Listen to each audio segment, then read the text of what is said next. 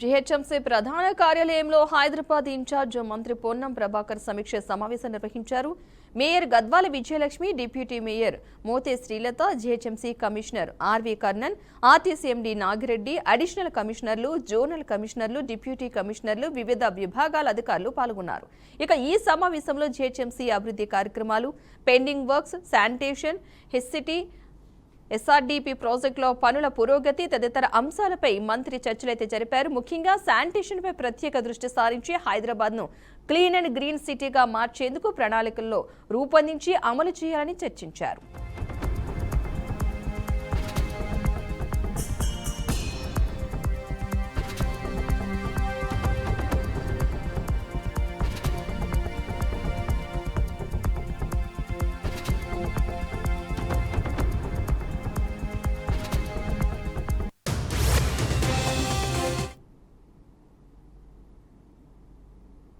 వరంగల్లో డిప్యూటీ కలెక్టర్గా విధులు నిర్వహిస్తున్న వెంకటరెడ్డి నివాసాల్లో ఉదయం ఏసీబీ అధికారులు సోదాలు నిర్వహించారు. ఆదాయానికి మించి ఆస్తులు కలిగి ఉన్నారన్న ఆరోపణలతో ఈ తనిఖీలు చేపట్టినట్టుగా తెలుస్తోంది.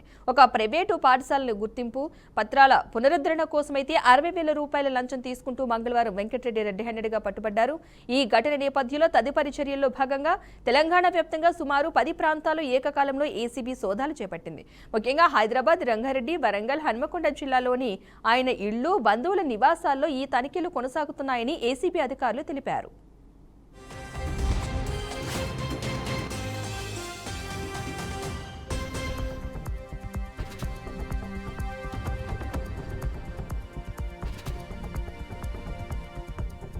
ఇక యూపీ ప్రయాగ్రాజ్ లో పెను ప్రమాదం త్రుటిలో తప్పింది. ఇండియన్ ఎయిర్ ఫోర్స్ కు చెందిన మైక్రోలైట్ ఎయిర్ క్రాఫ్ట్ క్రాష్ కు గురైంది. అనంతరం పంట పొలాల్లో ల్యాండ్ అయింది. ట్రైనీ పైలట్స్ తో వెళ్తూ ఉండగా ప్రమాదం జరిగినట్టుగా తెలుస్తోంది. 2 పైలట్లు ప్రాణాలతో బయటపడడంతో అంతా ఊపిరి పీల్చుకున్నారు. రోజులాగానే వెళ్లిన ఎయిర్ క్రాఫ్ట్ ప్రమాదానికి గురైనట్లుగా తెలుస్తోంది. ఘటనపై ఎయిర్ ఫోర్స్ అధికారులు విచారణకు ఆదేశించినట్లుగా సమాచారం. ప్రమాదానికి కారణాలు ఇంకా తెలియాల్సి ఉంది.